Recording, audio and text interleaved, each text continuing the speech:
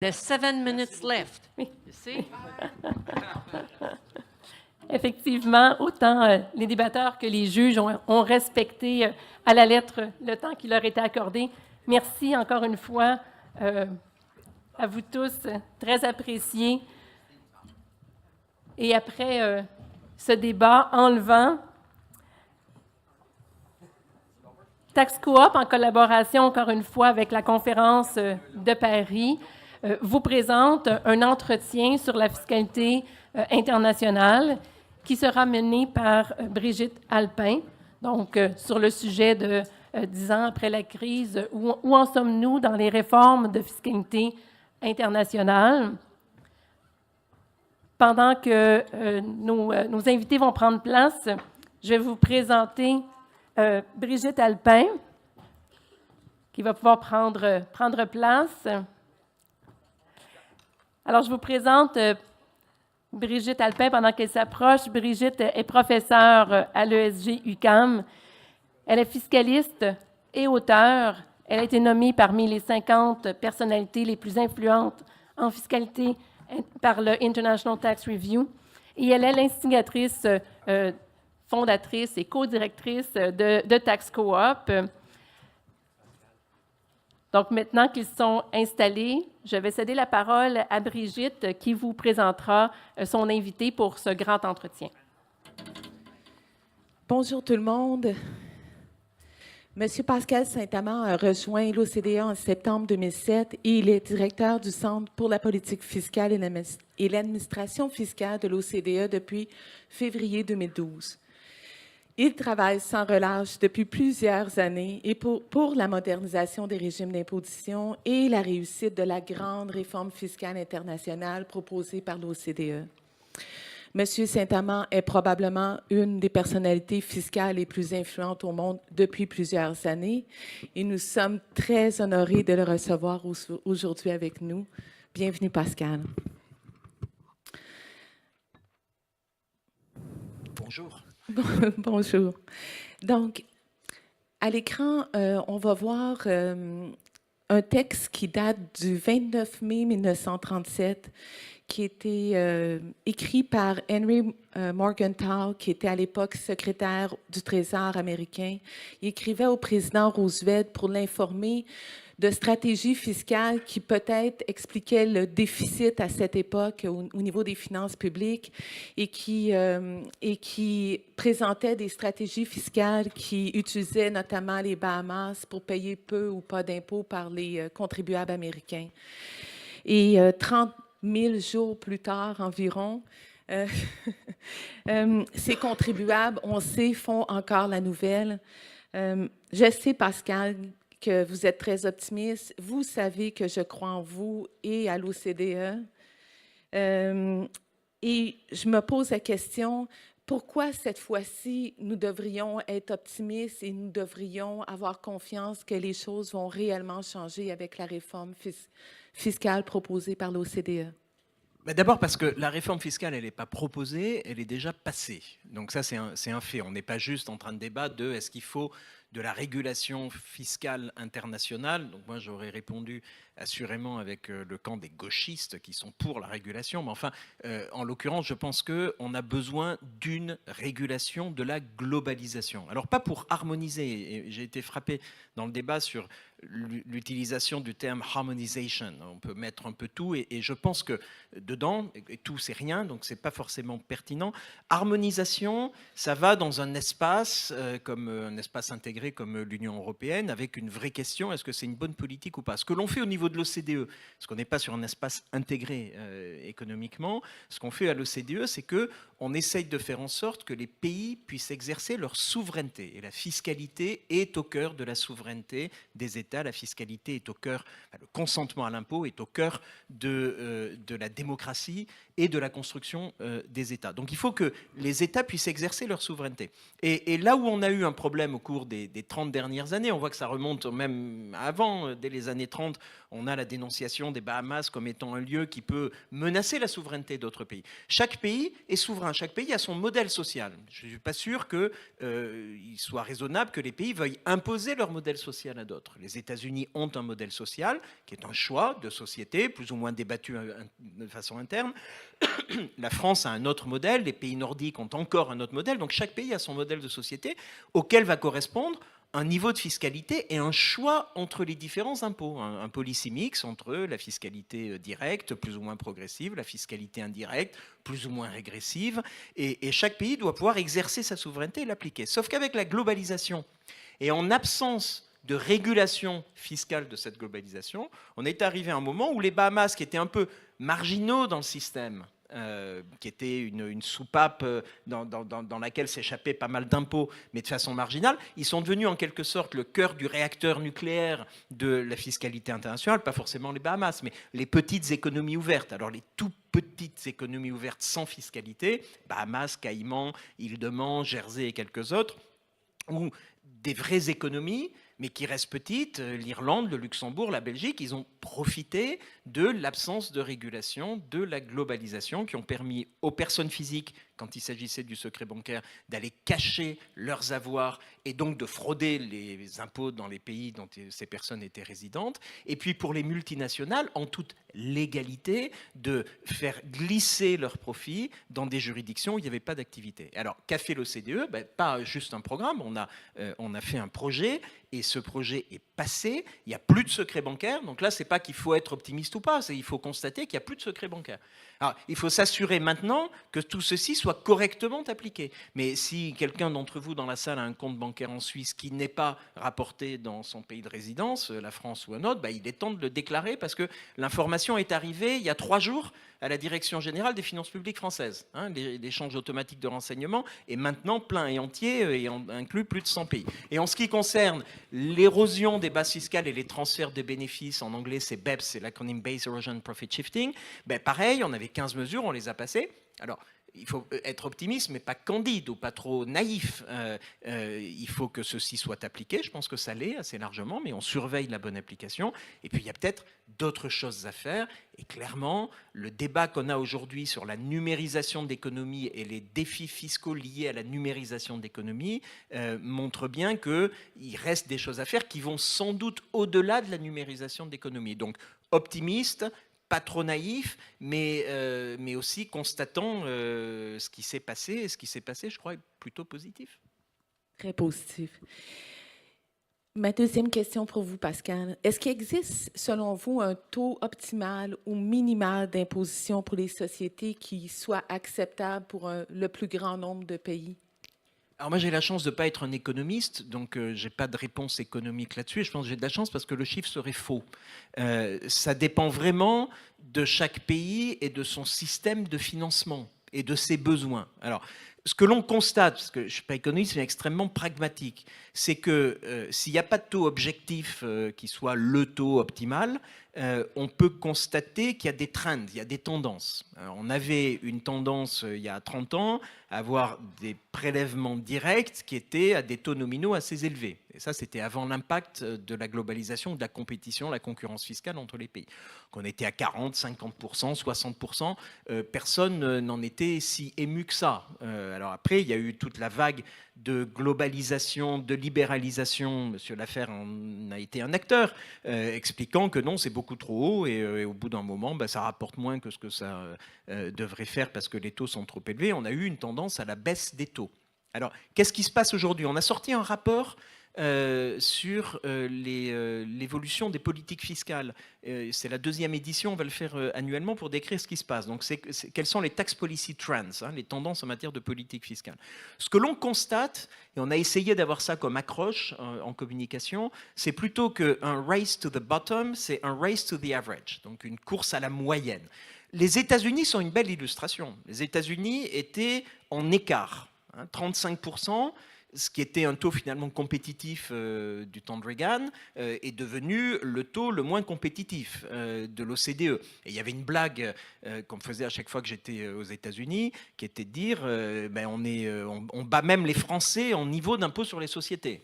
qui est la référence absolue de l'enfer fiscal. Donc, on bat les Français, 35%. Aujourd'hui, on est aux États-Unis à 25%. C'est 21% nominal au niveau fédéral, et puis en moyenne au niveau fédéré, même si, comme ça l'a été dit il y a quelques minutes, chaque État décide de son niveau de fiscalité, mais en moyenne, c'est 4%. Et donc, on voit qu'on est à un taux moyen de 25%. Et il se trouve que c'est le taux moyen de l'OCDE. Donc, moi, ce que j'ai tendance à penser, et il y a eu un impact de BEPS, des travaux BEPS là-dessus. Quand on a lancé BEPS, l'idée, c'était de mettre fin à la localisation de profit dans un paradis fiscal où il ne se passe rien et où il y a zéro fiscalité. Donc, en gros, on avait le choix hier entre 35% aux États-Unis, 0% aux Bermudes ou 12,5% en Irlande. On a tué le 0% aux Bermudes. Et je pense qu'on peut le dire avec une certaine confiance, on a tué le 0% aux Bermudes. Donc vous avez le choix entre quoi et quoi? Entre 12,5% en Irlande, et non pas 35% aux États-Unis, mais 21% aux États-Unis, ou 25% selon qu'on prend le niveau fédéré ou pas. Pourquoi? Parce qu'on a anticipé, quand on a fait BEPS, qu'il y aurait une pression à la baisse des taux nominaux d'impôt sur les sociétés, comme il y aurait aussi une pression à la hausse des taux effectifs d'imposition. Puisque, en fait, c'était 12,5 théoriquement en Irlande, mais via des structures hybrides, ça passait aux Bermudes sans fiscalité. Donc en Irlande, le taux effectif d'imposition des multinationales américaines notamment était bien inférieur à 12,5%. Donc quel est le taux optimal? J'en sais rien, c'est la réponse honnête. Qu'est-ce que l'on constate? On constate que les grands États, ils sont dans les 20%. Et les petits États, les petites économies ouvertes, qui n'ont pas de marché, donc qui ont moins de recettes, d'une part liées à leur marché, liées à leur population et à l'activité économique, et qui ont besoin donc d'attirer davantage d'activité économique, doivent être plus compétitifs, et ils se trouvent dans entre 10 et 20%. Donc on va dire que les taux tels qu'ils semblent se stabiliser aujourd'hui, c'est entre 10 et 20% pour les petites économies, entre 20 et 30% pour les autres, avec des outsiders, avec des pays qui sont un peu en écart. On voit que le Royaume-Uni va descendre à 17%. Quel va être l'impact du Brexit? Point d'interrogation. Et puis on voit qu'on a des petites économies ouvertes ou des pays de l'Europe orientale qui sont passés sous les 10%. On est à 9% en Hongrie, on doit être à 10% en Bulgarie. Donc voilà, est-ce que les choses vont se stabiliser là? Moi, j'ai tendance à le penser, mais franchement, c'est les faits qui vont nous le montrer. Le fait qu'on ait cette régulation, je sais que en anglais, c'est un gros mot, regulation, hein, enfin en américain, mais le fait qu'on ait cette forme de régulation de la globalisation qui n'est pas du tout une harmonisation, qui est au contraire une façon d'organiser de la coopération entre États pour que chacun puisse exercer sa souveraineté, y compris ceux qui décident d'avoir peu de fiscalité, et qui est tout à fait respectable. Voilà, c'est quelque chose qui s'est passé. Qu'est-ce qu'on voit émerger aujourd'hui dans le débat? Vous avez peut-être noté ça, le ministre des Finances allemand a parlé d'imposition minimum. Hein, il a lancé ça à Vienne, c'était lors du Conseil ECOFIN informel de l'Union européenne. Il a dit mais il faudrait travailler sur le concept d'imposition minimum. Ce qui est d'ailleurs, ce n'est pas le moindre des paradoxes, un des acquis de la réforme fiscale américaine, votée par le Sénat et la Chambre républicains, et les deux ont voté une imposition minimum qui s'appelle GILTI. Hein, d'ailleurs, le nom est assez rigolo, comme si vous étiez en dehors de l'imposition, en dessous de l'imposition minimum qui est à 13 et quelques pourcents, vous étiez coupable. Alors, GILTI, c'est G-I-L-T-I, mais c'est assez intéressant qu'il y ait eu cet acronyme rigolo retenu. Donc, on voit que là, il peut y avoir, dans l'idée du législateur américain, quand même assez important, surtout qu'il est républicain. Hein, c'est assez paradoxal comme approche de la part des républicains américains, mais on a ça, et c'est extrêmement intéressant, et on voit cette idée émerger en Europe. Donc voilà, un range entre 20 et 30 pour les grands pays, entre 10 et 20 pour les petits, et dans la perspective d'un risque de concurrence fiscale plus agressive, l'émergence de l'idée qu'il doit y avoir un minimum, et alors quel sera le minimum, on n'en sait rien. Les États-Unis ont plus ou moins reconnu que le taux irlandais pourrait servir de base à un minimum. Merci. Réponse très complète et très intéressante. On sait maintenant que ça existe des multinationales qui paient peu ou pas d'impôts. On n'a pas des données, on n'a pas eu de situation au niveau des individus très nantis ou des individus internationaux. On n'a pas cette base d'information-là. Est-ce que vous présumez ou est-ce qu'on peut présumer que ça existe des individus très nantis qui pourraient payer peu ou pas d'impôts? Et comment qu'on pourrait gérer ce problème ou cette situation-là au niveau global? Alors, si on parle des personnes physiques, je comprends que la question c'est sur les personnes physiques, il y a deux niveaux. Il y a un niveau qui est la capacité à dissimuler sa fortune, ses avoirs. Et ça, franchement, aujourd'hui, c'est compliqué. Si vous avez des actifs financiers, vous tombez sous le FATCA américain, vous tombez sous le CRS du reste du monde, le Common Reporting Standard, c'est l'échange automatique de renseignements. Ça veut dire quoi? Ça veut dire que tous vos actifs financiers, les soldes des comptes bancaires, les intérêts, les dividendes, tout autre revenu financier, les transactions intervenues qui permettent de calculer les plus-values. Donc vous voyez que ça couvre assez largement. Toute cette information fera l'objet d'un reporting à votre état de résidence. Donc ça, c'est fait. En ce qui concerne la capacité à se délocaliser et à aller s'installer dans un pays où la fiscalité est plus faible, ça, il n'y a pas de régulation, il n'y a pas de coopération entre États pour dire ben non, vous les Suisses, vous ne devriez pas avoir un forfait fiscal, ou vous, Singapour, vous ne devriez pas offrir un régime sans fiscalité pour des Australiens riches qui viennent s'installer chez vous. Et donc là-dessus, dès lors qu'il y a délocalisation, il n'y a pas de régulation, il n'y a pas d'impact. Donc oui, il y a le risque comment dire, que certains pays qui taxent trop ou qui taxent perdent de la matière taxable. Sur le premier aspect que j'ai indiqué, on n'a pas de chiffres, tous les chiffres sont faux, y compris les chiffres de Zuckman, qui a pourtant la meilleure méthodologie, donc les chiffres sont tous faux. Comme on le sait, c'est des innocents qui avouent facilement sous la torture, donc il y a plein de gens qui les torturent, donc il y en a plein qui avouent, mais tout est faux. Il y a un chiffre qui n'est pas faux parce qu'il est constaté, c'est combien d'argent a été collecté suite à la mise en place ou en anticipation de la mise en place de l'échange automatique de renseignements. On a annoncé en 2014 qu'on allait le faire, c'est fait maintenant, et depuis 4 ans, les administrations fiscales ont mis en place des guichets pour dire aux gens, venez régulariser vos actifs à l'étranger, vous paierez les impôts, les intérêts, mais on ne vous mettra pas en prison, pour faire bref. 93 milliards d'euros d'impôts ont été collectés dans une vingtaine de pays. En France, c'est 8 milliards. Donc voilà, on voit que c'est quelque chose de réel qui est intervenu. Est-ce que c'est la partie émergée de l'iceberg et qu'il en reste beaucoup d'autres ou pas? À voir. Avec tous les scandales d'impôts qui ont éclaté durant les dernières années, avez-vous l'impression, Pascal Saint-Amand, que la juste part d'impôts pourrait être en péril? Alors, c'est quoi la juste part d'impôt? C'est une question difficile quand on est fiscaliste. Alors, il y a les économistes et puis il y a les juristes. Et d'ailleurs, il y a assez peu qui sont capables de rendre compatible l'approche juridique et l'approche économique. Parce que pour les juristes, la juste part d'impôt, c'est celle qui est prévue par la loi. Donc, on est dans un débat légal. Et l'évasion fiscale, elle est légale. Tax avoidance, it's legal. Donc, il y a un vrai sujet. Si c'est légal, ben, voilà, c'est compatible à la loi. Le juriste, il n'a rien à dire. Enfin, le juriste, il peut aussi faire de la politique fiscale. Et c'est là qu'interviennent les économistes. Donc, c'est quoi la juste part d'impôt dans la bonne politique fiscale? Ben ça dépend de ce que décident les parlements souverains sur qu'est-ce qu'ils veulent collecter. Et là, je crois que le bon sens, c'est les bons impôts sont ceux qui ont des taux relativement faibles et des bases relativement larges et qui sont simples pour éviter qu'une industrie du conseil ne prospère sur l'évasion fiscale.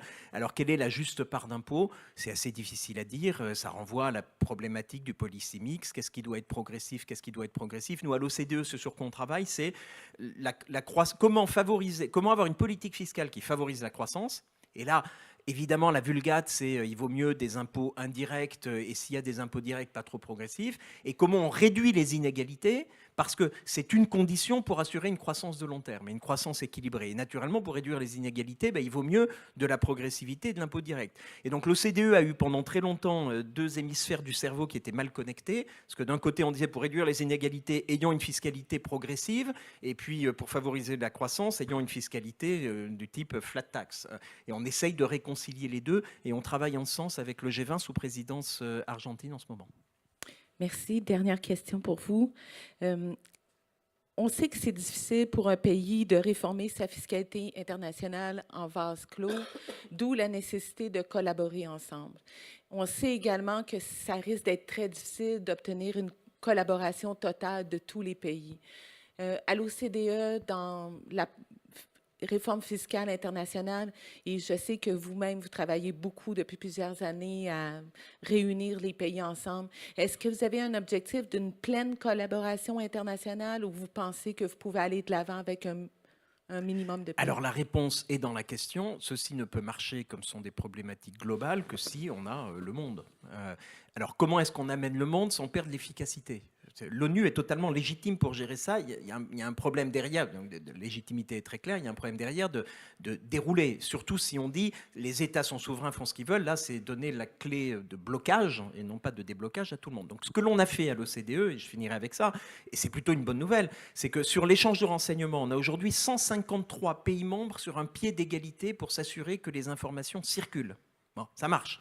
De l'autre côté, sur BEPS, on a 120 pays et c'est en train de s'accroître avec les pays en voie de développement. Donc on voit qu'on ne peut aboutir à cette régulation, je mets les guillemets qui sont nécessaires, à cette coopération entre pays que si on a tous les pays autour de la table, tout en gardant une dynamique. Je crois que l'OCDE a été capable de montrer sa flexibilité. On avait 35 pays membres. Aujourd'hui, moi, je sers plus de 120 pays membres, 150 pays membres selon les groupes, avec une dynamique politique qui appartient aujourd'hui au G20, malgré la crise du multilatéralisme ou malgré les soubresauts du multilatéralisme. La fiscalité, c'est une bonne nouvelle, on finira avec ça, la fiscalité, qui est plutôt la success story du G20, reste un sujet d'intérêt. J'étais à une réunion ce matin avec quelques pays qui appartiennent au G7 pour parler de fiscalité, notamment du numérique. Les États-Unis sont présents, les États-Unis sont très volontaires pour avoir une approche globale de ce qui reste à faire après BEPS, et on voit que dans ce domaine-là, on a une dynamique qui est positive, avec un moteur, G7, G20, et avec des institutions qui ont été mises en place et qui vont survivre à la crise, que j'espère temporaire, du multilatéralisme. Merci. Merci beaucoup, Pascal Saint-Amand. Merci pour vos réponses généreuses. Merci.